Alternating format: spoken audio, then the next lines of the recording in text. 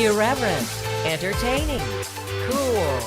You're listening to LA Talk Radio.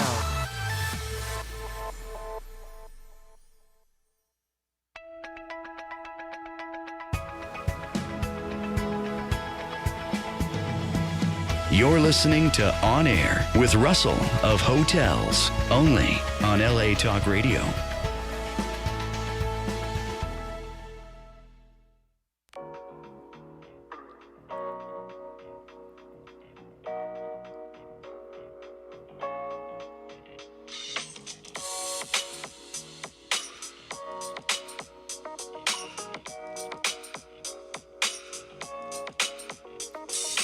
Welcome to On Air with Russell of Hotels, where we talk about everything hospitality, from hotels to influencers and everything in between.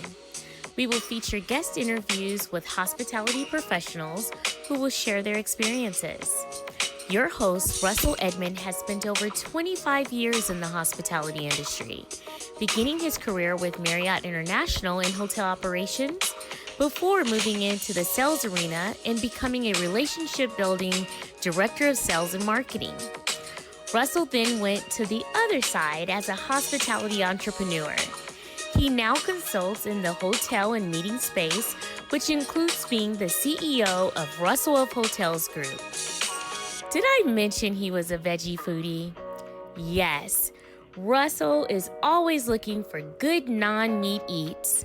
Please welcome your host, Russell Edmond. Good afternoon, and thank you for joining On Air with Russell of Hotels. Boy, it's been a minute, right? It's been longer than a minute. It's been like almost a month since I've been on the airway, so to speak. So I do thank you for your patience. And guess what? We've been renewed for another season, so we're not now in season 2. That's a joke, right?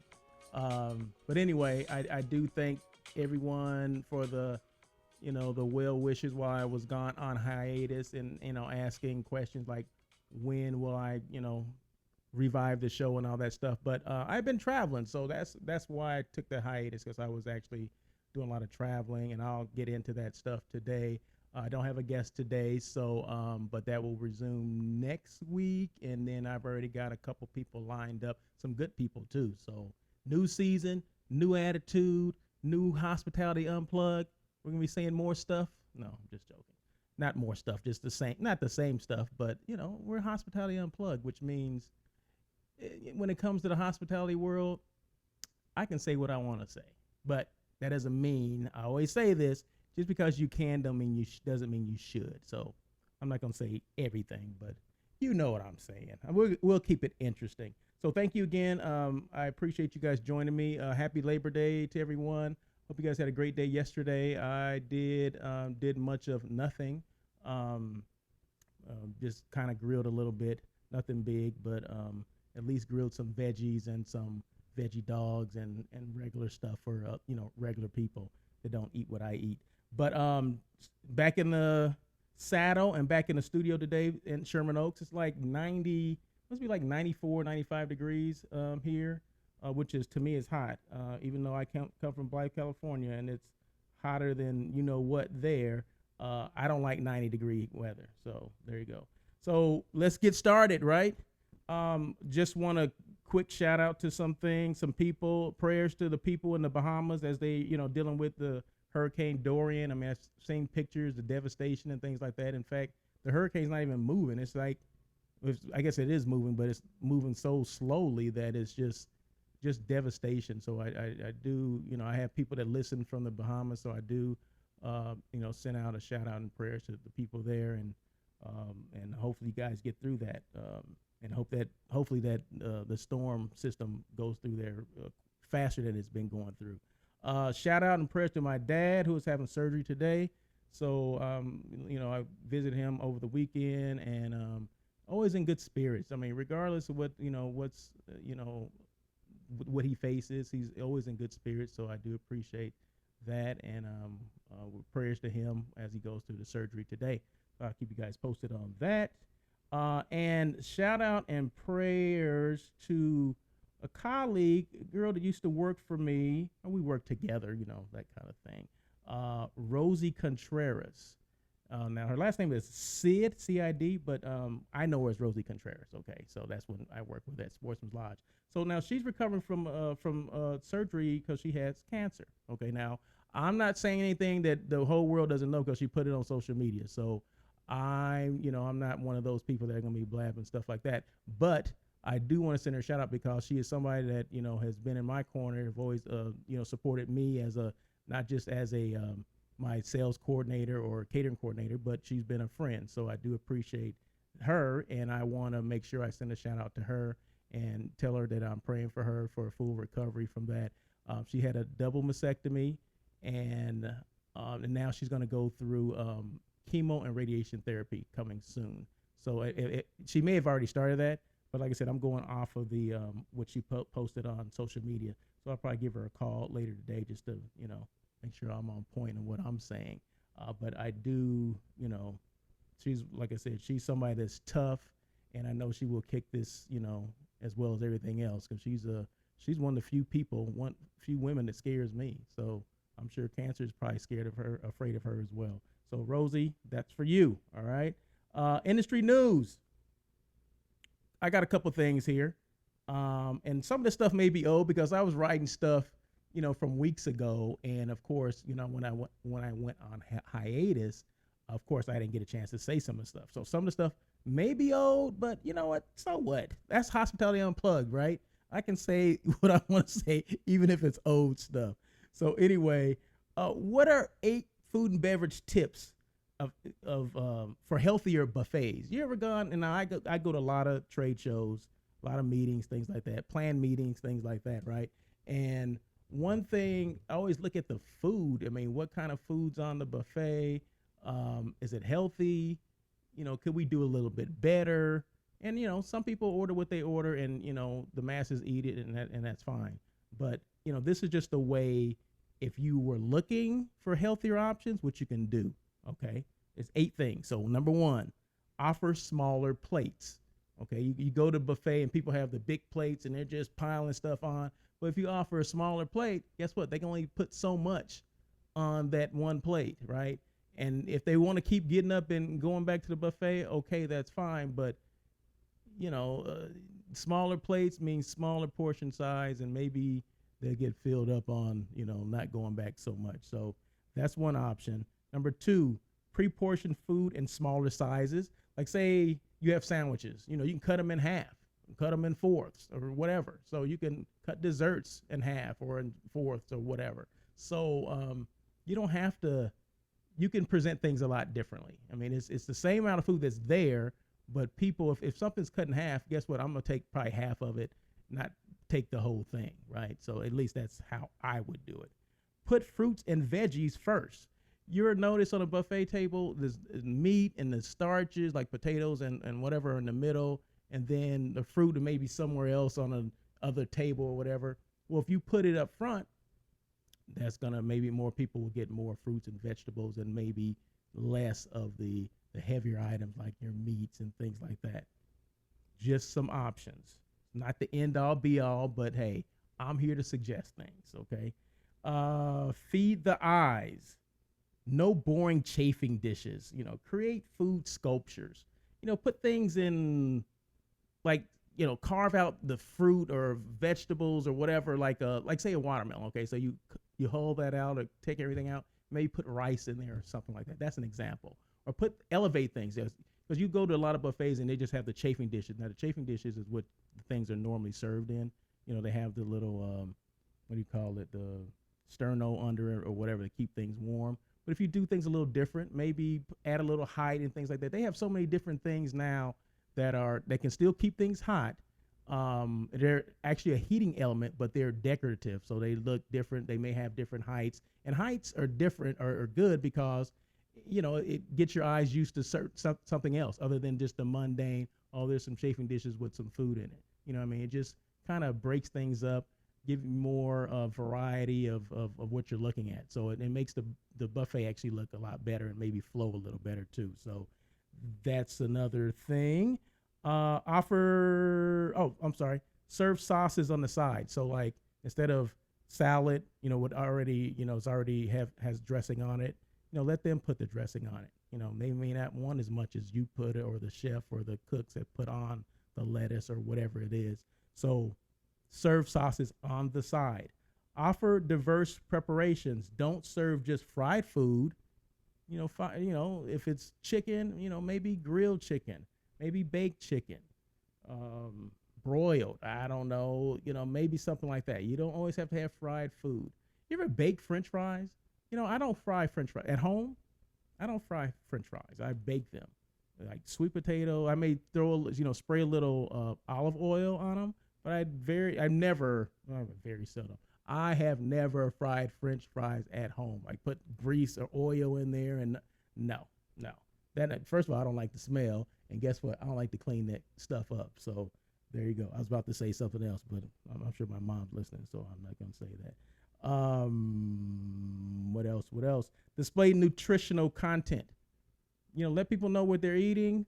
First of all, make sure everything is labeled, and maybe have a calorie count on it. What's the nutritional value of this stuff, or what's the calorie, per serving size, things like that. Because people, you may not think that, but people do count calories, and they don't want certain things. And especially me, Mr. Vegan here, right? Or trying to be vegan. I don't eat everything, right? So if you have something that doesn't, in fact, I was at a conference just, and I'm gonna get into that later, but I was at a conference in Chicago last week, and they make sure they labeled everything, what the item was, if it was gluten-free, if it was dairy-free. It didn't have everything in it, but it just basically mentioned those things. It didn't have nuts in it, things like that. So you could just make a decision based on that. I mean, they had a lot of stuff that had dairy. Of course, I didn't eat any of that stuff. Some stuff had nuts, which I'm okay with nuts. That's fine.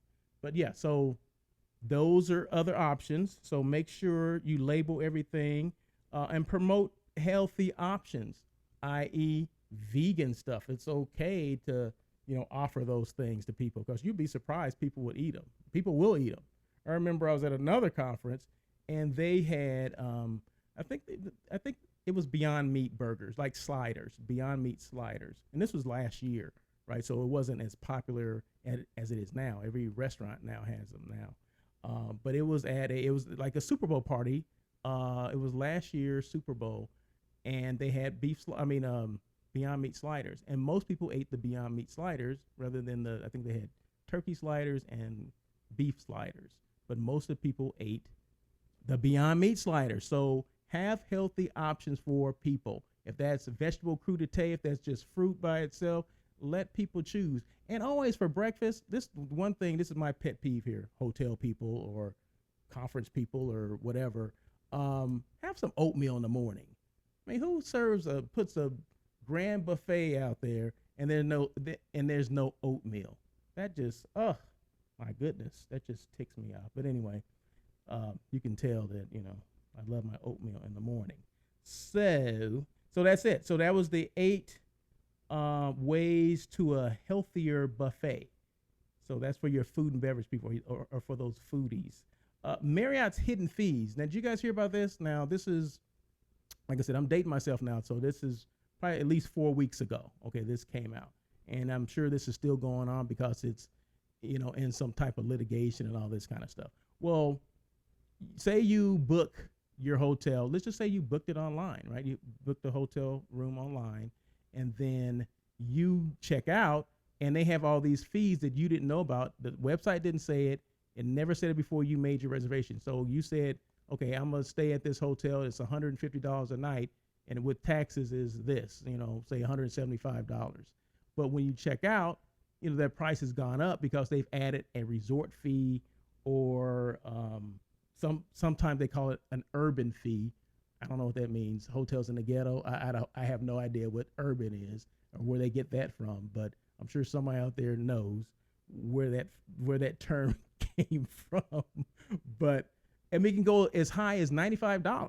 Now, this is with Marriott. I love Marriott. I started my career with Marriott. A lot of people have, but I don't know if this was just an oversight or something they're trying to put one over on you, but it always behooves you to make sure you read the fine print, I guess, even if you're booking online, even if it's with a company like a Marriott or a Hilton or a Hyatt or whoever else, or even the independent hotels, make sure you know before that there's no, hidden fees, resort fees. Vegas has resort fees. Okay. So remember that. That's the newest thing. And they've been doing it maybe, I don't know, a year. Every hotel is going to be doing it. Okay. So just know that. But for groups, guess what? It can be negotiated. It can be negotiated down depending on, the number of room nights you're bringing in a hotel. But this is for groups. Okay. But for an individual person, they're going to try to just stick it to you, so to speak. But if they didn't tell you, they can't stick it to you. So just make sure we're mindful of asking that extra question. Hey, is there a resort fee on this? Because I've heard on, that Russell Hotel show, he said I should ask every hotel if there's a resort fee or some type of urban fee.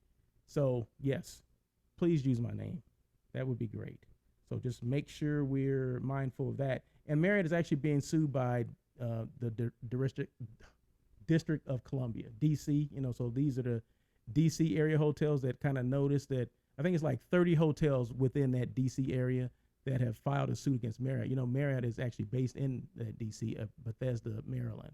So they're based in that area, and those hotels basically filed suit against. People have filed a suit against those hotels within that area. Excuse me.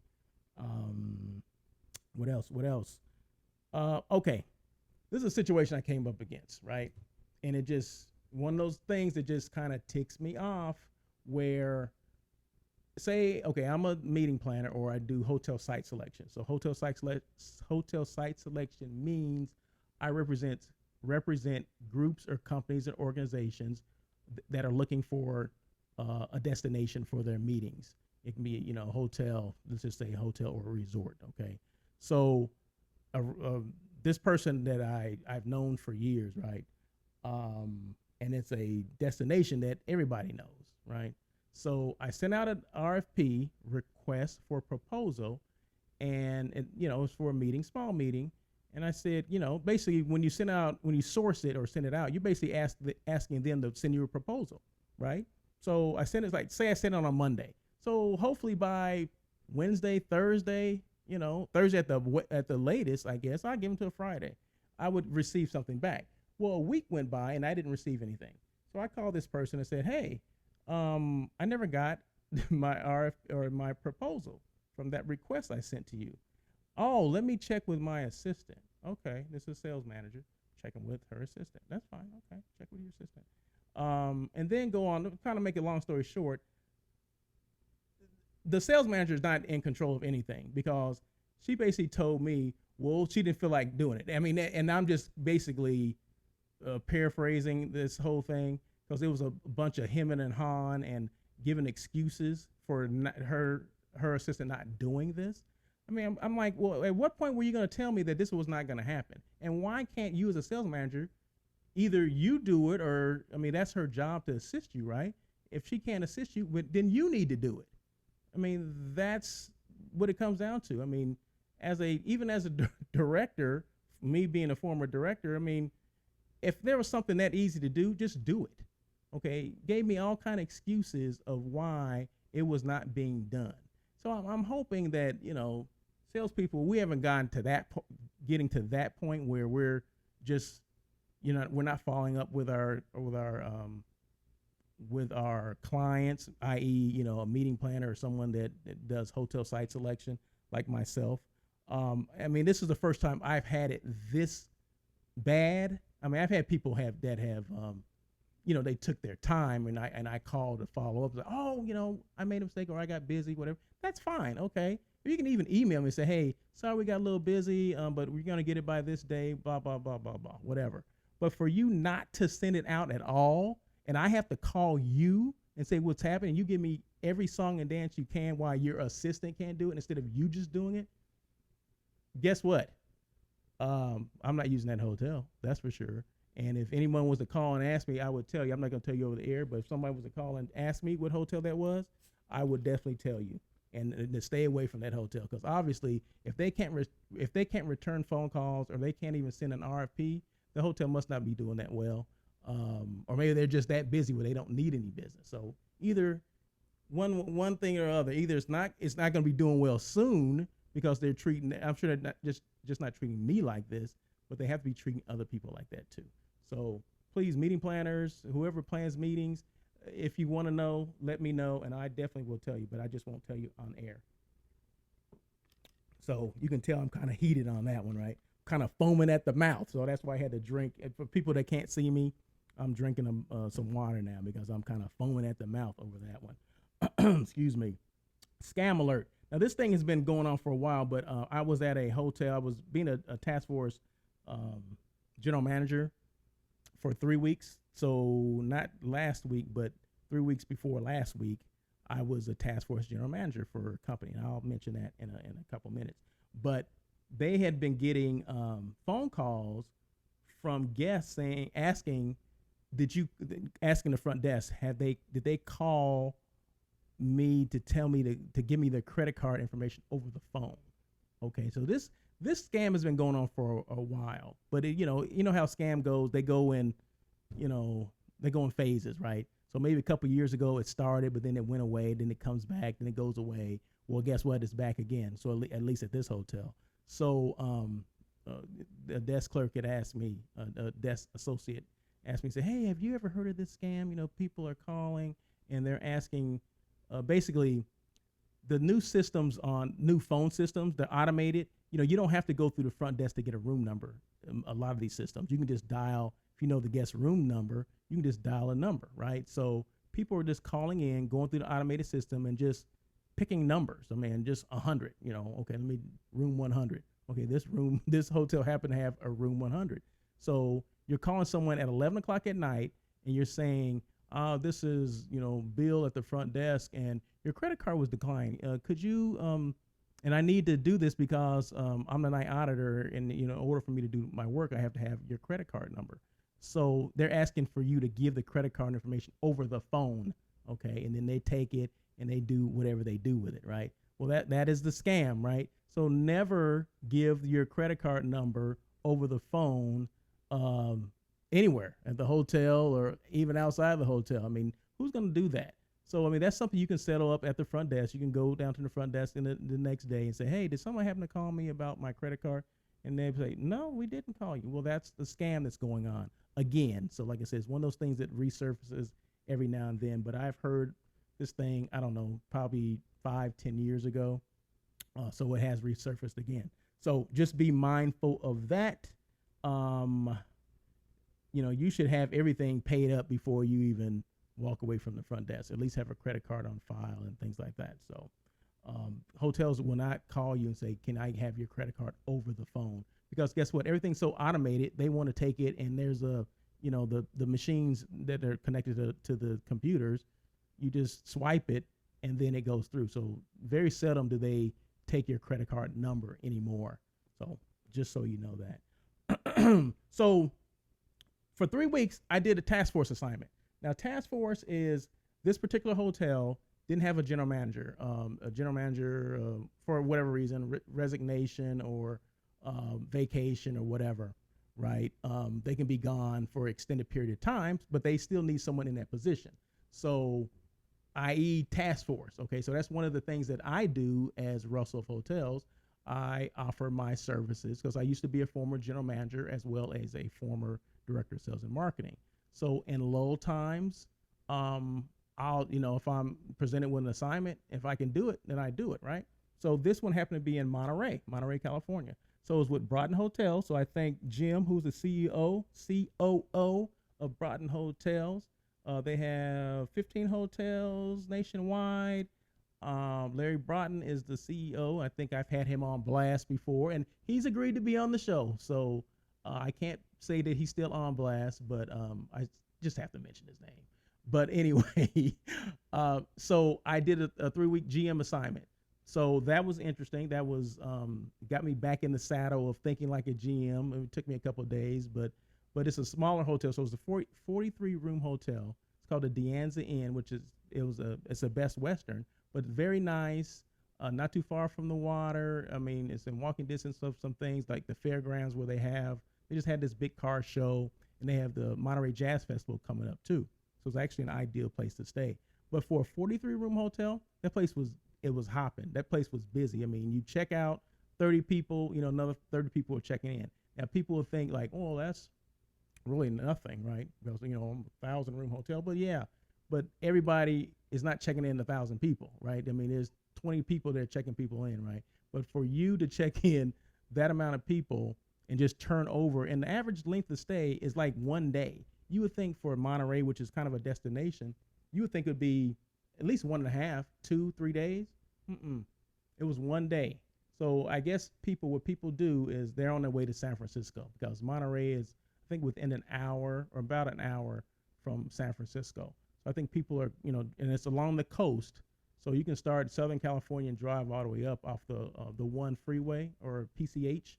And that's where, all the spectacular views, the cliffs, they see the ocean on one side, mountains on the other side. Beautiful scenic route. If you ever went from Southern California to Monterey, or say you're going to San Francisco, beautiful place to go.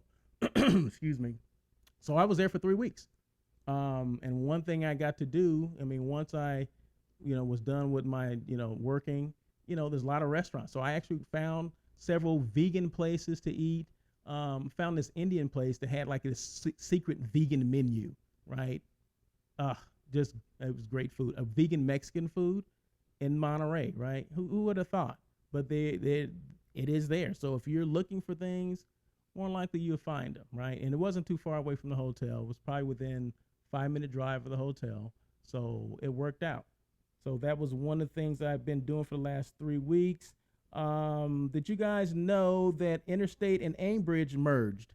Interstate Hotels is a management company. Okay, so they're, I think, the largest management companies of Marriott hotels, right? So I've worked for them. I think I worked for them at the, Hilton, San Pedro's one, and then the Bonaventure's one. I think they're still Interstate, if I'm not mistaken. So that's been some years ago, but I think at least 4 or 5 years I worked for Interstate Hotels.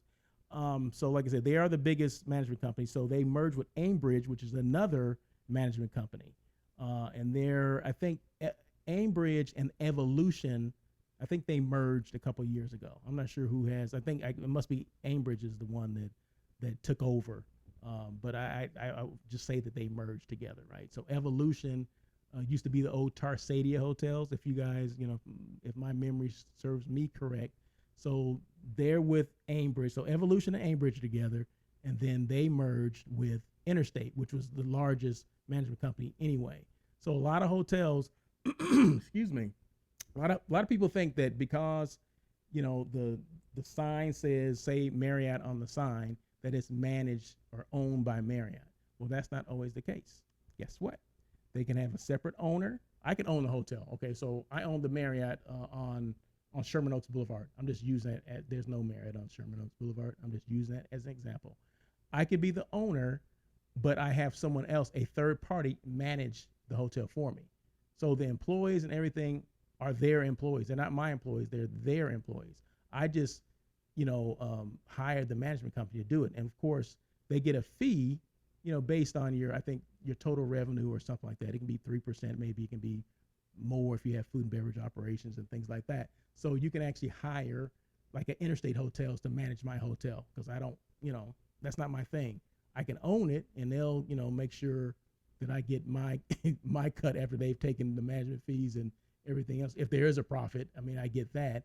But a lot of hotel companies, especially that have multiple hotels, they don't have time to, most owners don't have time to do that. So they hire a company to do it. So Interstate Hotels or Aimbridge, that's what they do. Even Broughton Hotels, which is the company that I did the task force for, they actually are a management company as well. So they don't own the hotels. They specialize in smaller hotels, boutique hotels. So they have several in Los Angeles or LA area that they specialize in managing. So that's their niche, right? But they're trying to get in the bigger hotels and branded hotels as well, but that's their niche right now. So there's several management companies that are out there. So that's how that works. So just in case you didn't know anything about hotels, I'm just trying to educate you a little bit about, something that went on in our industry. Now with that merger, now they have 1,400 properties in 49 states and in 20 countries. Deal is not closed yet, but it's scheduled to be closed by the end of the year. Boy, it's already almost 1:30. I'm still talking. I'm just gaining steam. My contact information, all that information, and I haven't even given my contact information. Excuse me as I take another drink of water. My contact information, russell@russellofhotels.com is my email. Twitter, I'm at Russell of Hotels. IG, Russell of Hotels. LinkedIn, Russell L. Edman. Facebook, I have two of those pages, Russell L. Edman and Russell of Hotels. And then my website is www.russellofhotels.com. This is a live show that we're doing, right? I think you guys know that already. But just in case we have some new listeners that didn't know that, it is a live show. It's on every Tuesday at 1 o'clock. I do it from LA Talk Radio Station, which is in Sherman Oaks, California. And after the show is done, like at 2 o'clock when this is over, it becomes a podcast. So you can find me on anywhere you listen to your favorite podcast. If that's iTunes, that's Apple or Google Play, that's where I am. Or Spotify, that's where I am. Okay, so there's no reason why you can't find Russell of Hotels on air with Russell of Hotels. So when I was on hiatus, people were, they were Googling, on air Russell Hotels, and it would take you to, okay, listen to Russell Hotels here, iTunes, Spotify, Google Play, whatever. So what is the Russell of Hotels group? What does he do? What does this company do? Well, it's not me, it's the company, right? I am the Russell of Hotels, the Russell in Russell of Hotels, but it is a company. Hotel site selection, I just mentioned maybe that a little while ago, as I represent companies, organizations, with finding sites for their meetings. So my battery's about to go dead on my iPad. Oh, I still got 10%. I'm okay. But so hotel site selection. So my job is to find, like, okay, I'm looking for a site for a yoga retreat. Okay, so this girl that I know, she calls me and says, hey, we want to do a yoga retreat. She's like this yoga guru, like a yogi kind of thing, right? And she wants to do it. Well, first it was in Mexico or Costa Rica. So my job is to find hotels through my contacts or whatever, or through the systems that I use to find a hotel that's suitable for her yoga retreat. So of course, they're looking for things that are outside.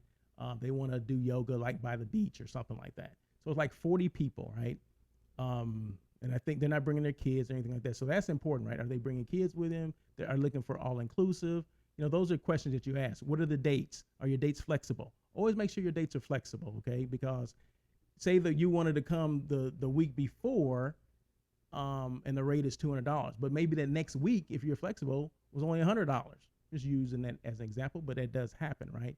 And they're booking in the year for the year, right? So you have more negotiation, I would say, because a lot of destinations, they're looking for stuff in the year for the year, meaning they're booking now. I think this group is in October, right?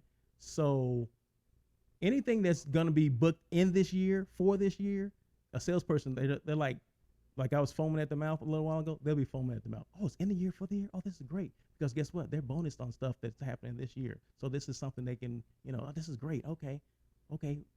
So they're all over me now, right? So I send that out for her, and I get responses. So I get the responses and I send them to my client. So I put them in a spreadsheet and say, okay, so that way she can compare, the hotels that I have already sourced and have already responded to me. So I prepare that, give it to her, and that way she can look at it and like, okay, this hotel or this resort has this rate, it offers all these things, and she can compare, apples to apples, right? So that's basically what we do. I mean, there's other people that do it, but we're talking about Russell Hotels, right? Talking about site selection. That's what I do. So sometimes not only about the sites, but the destination as well. So, but they can see all those things that are included. Is it all inclusive? What's the price? What does it include? Does it include, meeting space if they're looking for meeting space, or they're looking for beach space, things like that. So that's basically what I do on the hotel site selection. Digital marketing via social media. I help build your presence, through videos or through postings. Remember what I always say, if you guys listen, and this goes for hotels, this goes for any organization. Your presence on social media is important. You have to do it, right? Some people, well, I don't understand social media, or I don't have time for it. Well, guess what? You need to make time for it. So for those people that don't have time or don't want to make time for it, that's what I do as well. So my job is to make sure you stay relevant, right? If you look at any of my social media platforms or sites, if that's on IG, if that's on Twitter, that's Facebook, if that's, did I say Twitter? Did I say IG? Whatever. I guess LinkedIn.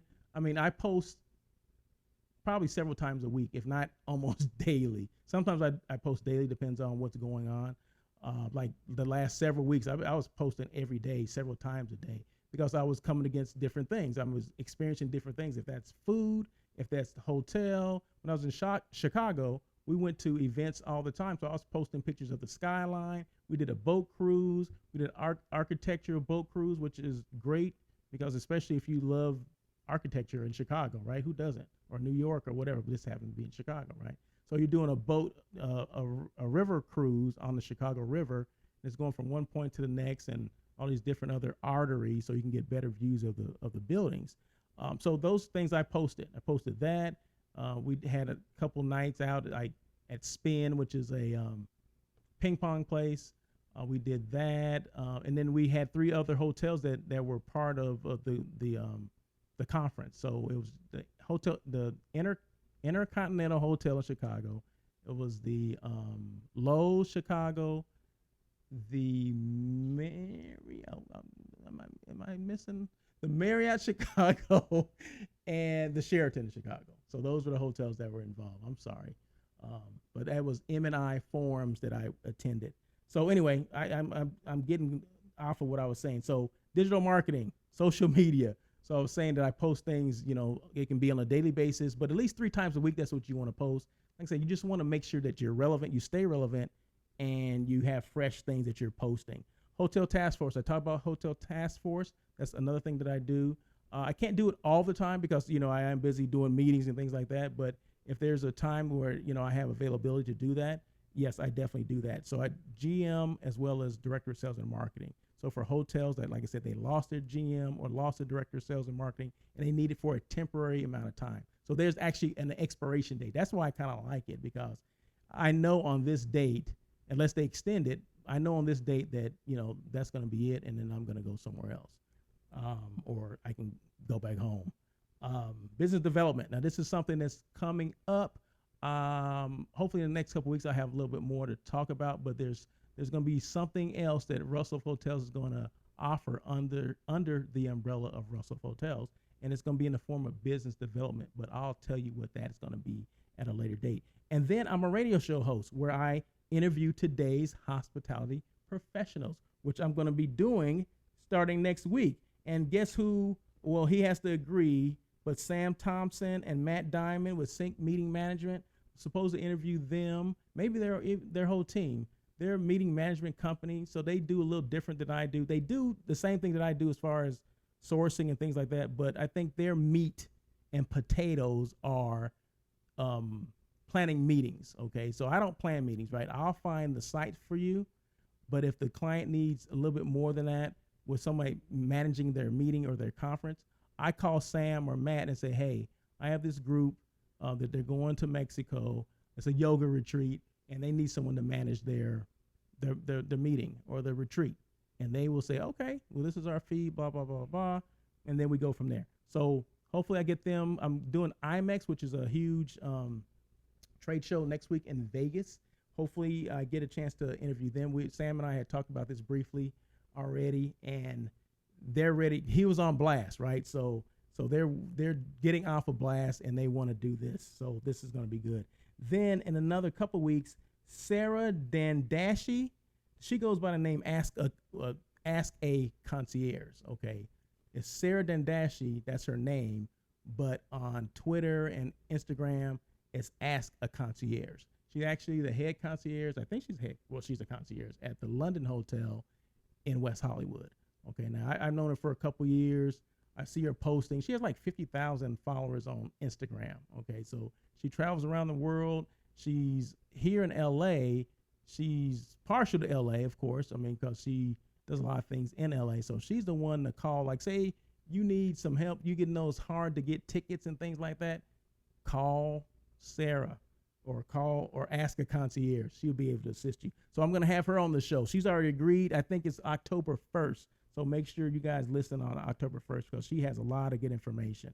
A thank you to M&I Forum Chicago, the Intercontinental Hotel. That's where I stayed. So that was a great hotel. So thank you very much, M&I Forum, for inviting me to come to that. And there's a lot of European destinations that were represented at M&I Forum. So M&I stands for Meetings and Incentives. So I do meetings, and some of the groups are incentive based, meaning say a law firm, they're rewarding some of their attorneys for whatever they did the most billable hours or whatever. So they send them to wherever, Amsterdam for a week. That's an incentive trip, right? Because the company's paying for it. So I do things like that as well. So Meetings and Incentives is a forum that they invite all these hoteliers, destinations, CVBs, tourism boards, DMCs, things like that, and come, and you get to meet all these people under one roof. It's like 15 minutes. It's like speed dating on crack. Okay, so you get 15 minutes, excuse me, which is a long time, I think. Well, because a lot of these things are like 6-7 minutes. Okay, you can't really get a lot of information off of six or 7 minutes, but 15 minutes, and you got like 14 of these, and you think that's easy? No, it's not. It's not easy at all, because you gotta. I mean, they're asking you different questions. Everybody's not asking the same question. There's the same basic questions, but if you have business for certain destinations, then those appointments go a lot smoother. I can say that. But if you don't, I mean, you're just basically fact finding. You're getting information about, and you're building relationships, because that's what it's all about. Because people want to book with people they know. Remember that, right? So the more people, I wouldn't be a value. On a side note, I would not be a value to any of my clients if I didn't go out and attend some of these trade shows and things like that, because I never know where people want to go, right? So if I just say, I'm only going to look at hotels in California, well, that's going to do, that kind of limits to what I can do, right? Or where I can refer people. So with going to these like IMAX and M&I Forum, it exposes me to hotels outside of the U.S., outside of even, North America. You got European hotels, you got Asian hotels, you got, Caribbean hotels. So you got hotels everywhere, right? So, I mean, New Zealand, Australia, all those destinations were represented. So it was pretty good. I went to one before. Last year was in Montreal, and Chicago did not disappoint. So thank you to M&I Forum, specifically Ursa, who was my contact with the forum. Thank you very much. She actually called me like to make sure I went to the meetings, right? Because they want to make sure that you're up and you're gone out of your room and you're going to your appointments. So I got this call, and it was the number came across as, it was a UK number. Like, who the heck do I know in the UK? So I answered it, and it was Ursa. She's like, Russell, I just want to make sure that you got up and you're. I was like, yeah, I'm already at the hotel. What the heck? Anyway, so I thought that was funny. But anyway, thank you to M&I Forum, specifically Ursa, for inviting me and approving me to go. Broughton Hotels for the task force opportunities. I want to thank Jim Schickta and Larry Broughton, as well as Robert Rycroft as well. Doug Caldwell, SLS Hotel in Vegas, and the Grand Sierra Resort in Reno. Well, thank you for hosting me for next week's IMAX. I do appreciate you. Stephanie Bondock, Hyatt Place in Vegas, Silverton Village. I want to thank her as well. I'm actually doing a site inspection at her property because I'm trying to bring a family reunion to Vegas, and a lot of the hotels have that resort fee, and she's one of the hotels that does not have it. It's a non-gaming hotel. It's a smaller hotel, but that's fine because it's not too far from other gaming hotels or gaming hotels. So hopefully that works out. So I do appreciate you, Stephanie, for giving me some time next week. Um, so I only have a couple minutes here, but during my hiatus, I did several things. Like we did a cruise, right? We did a 7-day cruise to Alaska. Now, I think I may have mentioned my trip was originally supposed to go to Cuba, but because of the we're not able to travel to Cuba, at least on a cruise ship. That's the White House made that decision, not me. We had to reschedule, so we rescheduled a cruise to Alaska. So it's a 7-day cruise that started from Vancouver, British Columbia, which is Canada. So spent a day and a half in BC or Vancouver. Stayed at the Opus Hotel, which is a boutique hotel, great hotel. It's about 100, maybe 200 rooms. Very nice, right in the middle of a destination called Yaletown, which is in Vancouver, but it's a section of Vancouver. Everything's walkable. They had bars, Starbucks. You can walk to the harbor area. Even found a vegan restaurant right across the street. Okay, it's called Meat, and meat is spelled MEET. Okay, so great food. Oh my God, it was so good. So ever in Vancouver, stay at the Opus and eat at Meat. Then we did a cruise to Alaska. It was 7 days. Stopped at 4 ports: Ketchikan, Juneau, Skagway, and Whittier, which is outside of Anchorage. I think Whittier, I would say, is within an hour outside of Anchorage. We ended up spending 2 days in Anchorage, and the food scene there was pretty good as well. Ketchikan is supposed to be the salmon capital of the world. We got to see, salmon. I mean, hundreds of thousands of salmon. Because we actually went to a fishery where they basically breed salmon to put back in the wild, right? So they breed millions of salmon from an egg to full grown, almost full grown, and they release them into the population and into the ocean. But they say less than 1% actually even make it. They get eaten. And there's eagles. Now one thing that and not just a side note, but how eagles, we're talking about bald eagles, right? I've only seen them in a zoo, right? Now, in Alaska, they're like, I won't say they're like pigeons, but we saw like 50 of them in one day, like 50 eagles, 50 bald eagles. I mean, just beautiful birds. And they actually eat all this. They eat a lot of salmon, right? They're hanging out near where they're releasing the salmon, so they're probably pretty smart too. Because where else? That's where I would be hanging out too. So, but just beautiful birds, just beautiful area. Wasn't cold. At least Anchorage wasn't. There's some other places in Alaska that were Skagway, Ketchikan. They were kind of cool. Juneau was, I think Juneau was kind of warm, but just a great time. Stayed at in Anchorage. Well, let me back up. Princess Cruise Line is where we did the cruise on. Okay, so Princess Cruise Line went from Anchorage and went from Vancouver and ended in Whittier, which is outside of Anchorage. Some of the other places we went, stayed at the Spring Hill Suites, University Lakes, that's in Anchorage, and then just ate a couple of restaurants. Alyeska Resort, which is outside of Anchorage as well. Took a tram ride up 3,000 feet up. I don't like trams. I definitely don't like things on little cables. I think this car held I think at the most 30 to 40 people. I don't like that. I don't like it, but I did it. And a train ride up another 3,000 feet.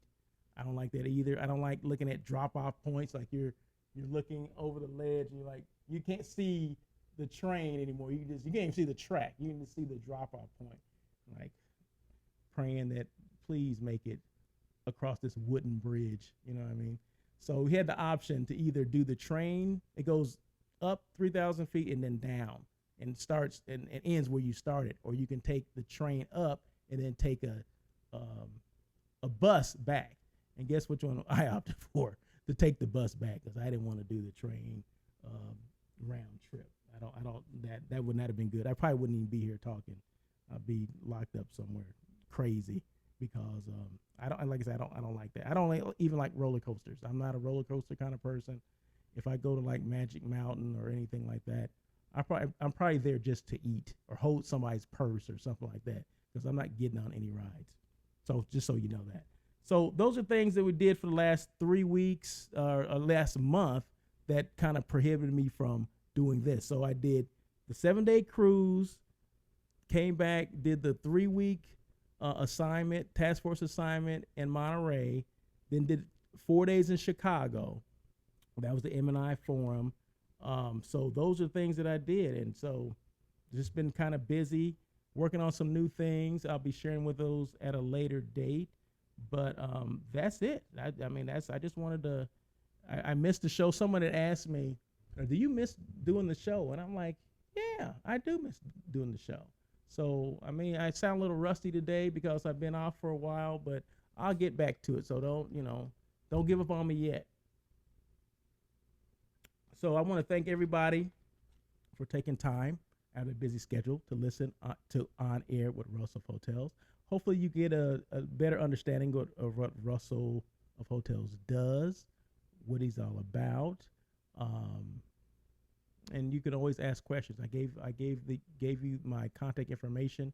You can always email me at russell@russellofhotels.com, or just DM me on any of the social media platforms, and I'll make sure that I respond to you. Have any questions about meetings, hotels? That's what I do, right? Every day. I live and breathe hotels, destinations, and food, especially non-meat eats. Okay, remember that. So I just found this great spot in Long Beach last week. I can't think of the name of it now, but it's a vegan place. I'll have it next week. I can't even remember. What's the name of it? But check my social media postings, and it's on there. In fact, check out my social media postings for the trips that I've taken. I took pictures on the cruise ship. I'm always going to include what the rooms look like, some of the food, and just glaciers galore in Alaska. So that was a good thing to see. Just some of the glaciers that are still there, because with global warming, and yes, there is global warming, you can see, what the glaciers look like now, but before, maybe there's some people on the same cruise. They said they had done that same cruise 10 years prior to this one. And they said everything was ice, right? All the mountains were ice. But now there's only partial glacier or partial ice.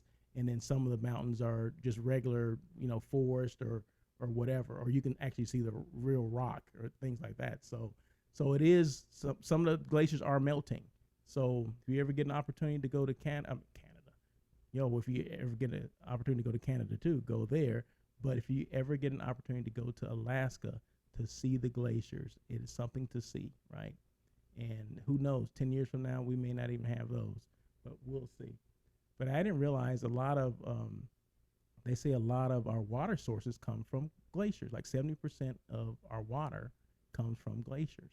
So what happens if there's no more glaciers? Does that mean we don't have any more water? I don't know what that means, but it actually is going to mess up the ecosystem too, because there's a lot of things that depend on the glaciers to survive as well. So that's my bit on, on glaciers and being sustainable and things like that. So, but anyway, thank you so much for listening to On Air with Russell of Hotels. Any questions at all, please feel free to email me, call me. My website has all my information on it, russellofhotels.com. So you guys have a great week, and we will talk to you soon.